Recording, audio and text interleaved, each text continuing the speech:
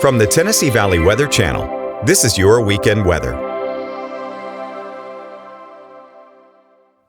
Hey, good morning, folks, and happy Saturday. Taking a look at your weekend at a glance. It's going to be unsettled here over the next couple of days. Kind of split between two different patterns in a sense. We have the normal storms today, if you will. Normal in air quotes, in the sense that not necessarily expecting severe weather today, just the garden variety type stuff that has some rumbles of thunder, maybe some locally heavy downpours. Kind of an unsettled day, all right? And then we have those severe chances as we head through tomorrow night into the early morning hours of Monday. We'll start with today real quick just to see what we have in store. Notice starting out already we have some moisture across the area, but those storm chances pick up through this afternoon and evening. Highs in the lower 70s as we head through this afternoon. So in the sense of these showers and storms and those temperatures, spring is definitely sticking around in more ways than one. So keep that umbrella on hand for your unsettled day. I think we'll start to see that pattern break up a little bit through the evening and overnight hours of tonight between rounds of weather, so to speak. But again, through tomorrow, especially tomorrow evening, tomorrow night, and Monday morning, we have this severe thunderstorm risk for all of the area, this elevated risk,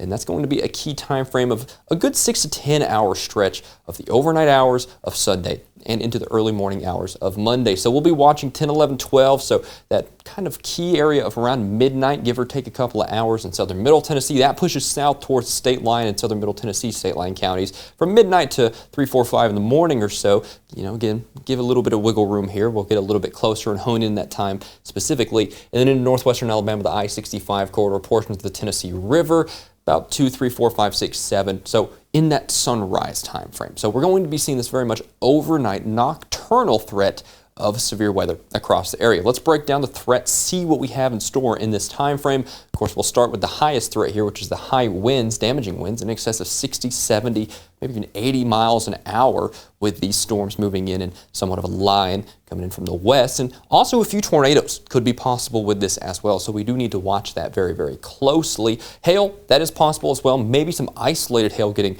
greater than 1.5 inches up to 2 inches in diameter. Hailstones could be the size of golf balls and isolated storms. Don't expect that to be widespread, but we will have to watch that. I mean, we saw a pretty good hailstorm over the last couple of weeks here in the Tennessee Valley, so clearly it's possible. That much is for sure. And with those heavy downpours, we could see some street flooding, but I don't think that's a particularly high chance as this is in and out relatively quickly, though it is always there. Our main threats, again, damaging winds. Also, a few tornadoes could happen here within that as well. So we need to watch that very carefully. And of course, with that threat of damaging winds up to 70, 80 miles an hour and tornadoes, we need to have some ways to stay informed. Of course, you can scan this QR code, get our app. Always free, all the time on Google Play Store and on the Apple App Store. That'll notify you when we go live. We can push there, at a moment's notice. We can highlight whoever we want, wherever we want, whenever we want. So those are good notifications to have. And of course, warnings come through that as well. I'll step off here real quick. NOAA weather radios. If you've watched us for any amount of time, you know we swear by these things because they can wake a dead man from his grave. And that is especially useful in these overnight situations like we're going to see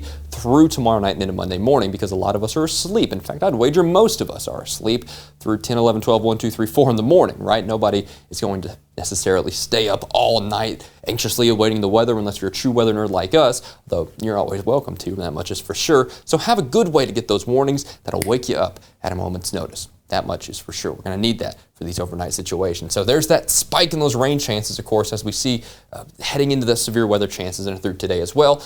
Look at that, though. We do get a little bit of a break through the first part of the week, so I'm showing you these rain chances for the next 7 days, which highlights the extended term where we do have more storm activity through the midweek, so we're going to have to watch that there for more active patterns, and you can really see that moisture surges in with those 60s turning into 80s by the midweek there, chance of thunderstorms turning into a chance of showers by the end of the week.